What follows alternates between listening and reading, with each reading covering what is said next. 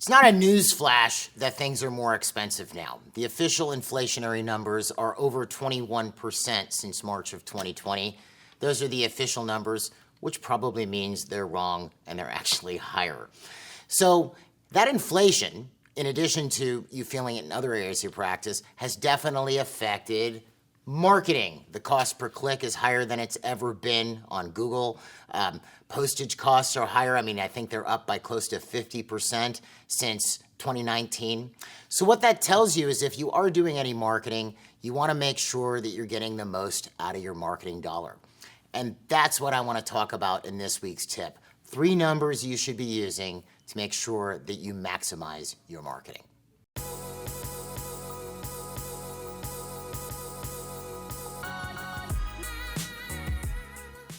So if you want to maximize your marketing, there's 3 numbers that you have to be aware of, that you have to calculate, and at least be somewhat on top of.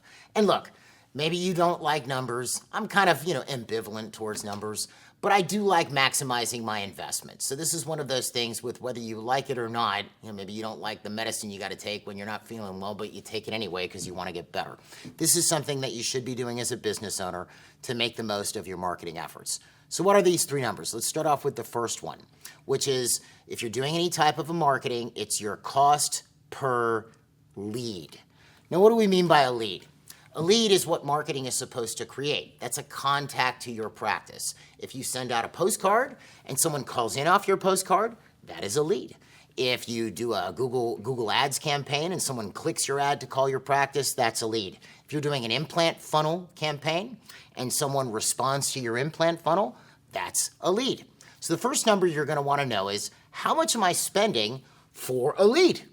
Because that's going to tell you, and you're going to see as I go through this, because I'm not going to just talk about these numbers you should have, but I'm going to talk to you about what to do to fix things if they're not going well. If marketing is not creating adequate numbers of leads, then my problem is the marketing. And I say this because I've had people tell me before, oh, my marketing's not working, I'm not getting any new patients. Well, marketing doesn't create a new patient, marketing creates a lead. And then you dig in a bit, you find out that their marketing is creating leads, the receptionist is doing a terrible job with the conversion, and that's why they're not getting new patients. So if they killed their marketing, it just would have made things worse. They needed to fix what was going on with their receptionist. So you have to know sort of all these touch points in your practice that actually create a new patient if you're going to be doing marketing, which I'm going to be getting into as well. But let's talk about this cost per lead.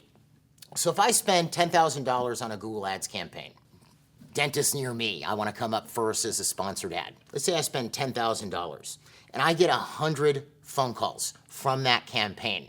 So 10,000 divided by 100 means I'm spending $100 a lead. Now you might go, is $100 a lead? Good. Well, it really depends on the area that you're in, okay? But that is completely 100% a marketing issue. But it's something you could monitor. Let's say things are going well and you're happy with your return. You're spending 100 or 200 per phone call. And then all of a sudden you're tracking and you notice all of a sudden my phone calls have been cut in half, but I'm still spending the same amount of money. Well, now your cost per lead just went up. You might need to fix something with the marketing. Or one thing to keep in mind, especially with digital advertising such as Google, you might have more competition entering into the market and your cost per click, every time somebody clicks that ad to call, went up, and you may need to up your budget a bit to compete to get the same number of phone calls. It's just a fact of life. But you want to keep this cost per lead because this tells you, is my marketing doing its job? Is it getting people to call my practice? Okay, so now the next number we're going to get into is something we call acquisition cost, okay, which is how much am I spending for a new patient? So let's follow our little cycle of production here. I did my marketing. We're following it on the front of the podium. I did my marketing. I got a phone call or a form lead. Someone filled out a form requesting an appointment. So now I have a lead. I paid a certain amount for that lead. But now I want to turn that lead or phone call into a new patient. That's what I'm hoping to do, right? So again, I can use this same math. I can go, okay, I spent $10,000. I got 100 phone calls. And out of that, I got 50 new patients. So 10,000, 100 phone calls, 50 new patients. I'm paying 100 for a lead. I'm paying 200 for a new patient. 10,000 divided by 50 is $200. Now this one, this acquisition cost is usually, when I look at dental practices, the number, not just dental practices, a lot of small businesses, where it is horribly miscalculated. People miss the boat on this one, and they handle the wrong thing when they're trying to fix it. Let me explain. So if I get a bunch of leads, what is going to turn that lead into a new patient? If I call your practice and I go, yeah, I was looking for dentists near me and I just called off of your ad. What's going to turn that into a new patient sitting in the dental chair? It's the person answering the phone and talking to me. So their skill level has everything to do with whether I'm going to show up or not. And we've done a ton of mystery calls, where someone will request that we call their practice as a prospective new patient, rather. And there's a lot of problems out there with regards to how new patient calls are handled. And it's not because these receptionists are bad people or whatever. They just don't really understand what it is that they're trying to do or, whatever. They're just not skilled at their job. But that is going to affect your acquisition cost. The other thing that affects acquisition cost is not keeping a record of these incoming phone calls. Now you might go, but I record all the phone calls, Jeff, and Google has a dashboard that I look at which tells me who called off of that ad. Yeah, it doesn't tell you who became a new patient. It also doesn't tell you that someone walked by your practice and saw your sign and walked in and asked for an appointment. The Google dashboard's not going to tell you that. You can go, well, I have a special phone number. People call off my postcard, and that tells me how many people called. That's true, and that's great for audit purposes. I can always go back and look at that. But you have to have one centralized, what we call call log. This is a spreadsheet which lists every new patient inquiry from anywhere that month and the source of that inquiry. 99% of the time, the call log is incorrectly kept or incompletely kept. Or, someone will list, Joe Smith called. What was the source of the call? Call in, or the internet. You want to drill down and find why the person called. They called off of Google and they asked for dentists near me, or they called off of our postcard, or they did this or they did that. Analytics, statistics are 50% of marketing, because think about it for a second. Let's say I'm doing a postcard, Google ads, and Facebook ads, doing these three things. And if I'm keeping a proper call log, and I see that 50% of my phone calls are coming from postcards. All right? Now, of course, I might have a tracking number for the postcard. Fine. But I don't want to have to go into a dashboard and track it down or whatever. But I could look at it and go, wow, 50% of my calls are coming from a postcard. Well, then wouldn't I want to pour more money into the postcard at that point if I want more new patients? Wouldn't that make sense? You want to do more of what works. So you need a centralized call log to keep track of this. We have one that you can use as a sample. I'll put it as a download in the description below if you want to check it out. But that's important because using that call log, I can then go, okay, I spent X amount on this campaign this month, and this is how many new patients that I got into the practice, because the call log will tell you who's scheduled and if they actually made it onto the appointment book. So we have cost per lead and we have acquisition costs. I want to keep track of these things because if they start to go down or up, that would dictate further action on my part. What's the third number? The third number is return on investment. This one's a little bit tricky. Because what horizon are you going to use for return on investment? And what do I mean by that? So I did a campaign, let's say I did a Facebook ad campaign. And I do that campaign and I spend X amount of dollars and I get X amount of new patients and I know how much each lead cost me and I know how much each new patient cost me. But where am I going to get my return on investment? It's going to come down to how many of these patients converted and actually bought the treatment and services that I recommended. Because, and what time am I going to use to rate that? Well, you could use a couple of time periods if you want. Let me explain. So let's say you take a look at it and you go, well, from marketing going out to a patient calling in to a patient actually showing up in my practice to actually presenting the treatment plan is about 30 days, let's say. I'm just throwing a number out there. This number may be different for you.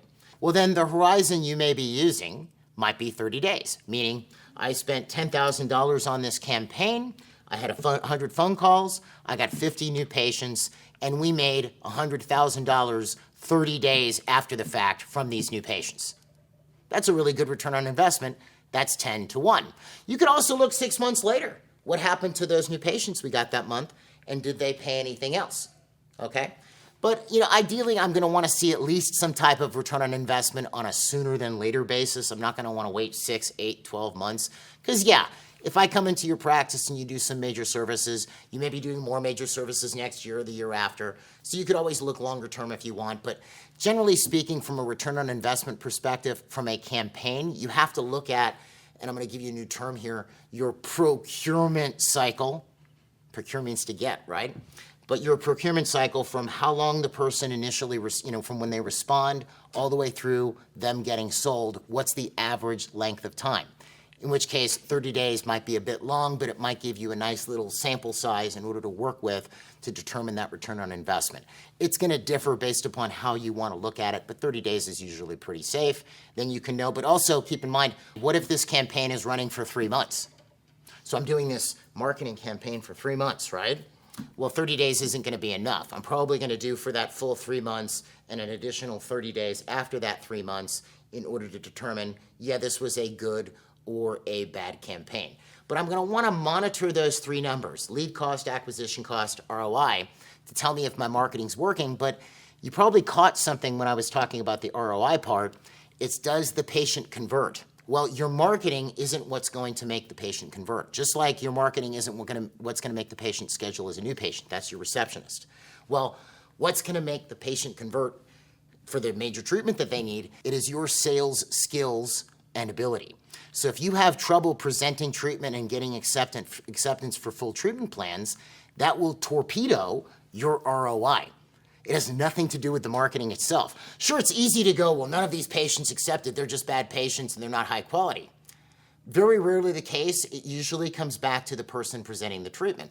So here's what I'd suggest, because you could look at, if you want to fix this, what are the different things that you would do? If I want to fix my cost per lead, I fix my marketing. If I want to fix my cost, my acquisition cost, my cost for new patients, I make sure, assuming my marketing's working, that my receptionist is really on the ball and can convert patients, right? Well, if I want to fix my ROI, considering that this marketing is producing patients and my reception is just scheduling them, I need to get better at sales. Here's what I'd suggest. Check out the MGE Communication and Sales Seminars. I'll put a link to it on the description below, just along with the call log. Don't forget that. And that's where we actually teach a doctor how to present treatment and get patients to want what they need. The average increase for a new client is $288,000 the first year. And it's really the closest thing that I could conceive of, at least in this profession, of a win-win situation. If I accept the 6 crowns that I need instead of the 2 that insurance will cover, is that better for me as a patient? Yes, it is. It is better for my health. Is it better for your practice? Yeah, your practice, instead of collecting $2,600, collected, I just messed myself up with the math here, $7,800. That's better for your practice, right? Is it better for you as a doctor? Yeah, because you get career satisfaction out of improving my health, handling my active disease state, and doing all the treatment that I needed. It is truly a win for you, it's a win for your practice, and it's a win for the patient. So I'll put a link below. Definitely check that out if you want to improve your ROI on your marketing, assuming your marketing is actually getting you leads. Anyway, longer tip, which if you saw my face on the thumbnail, you probably already expected because I do longer tips. I apologize. I just can't talk in a short period of time.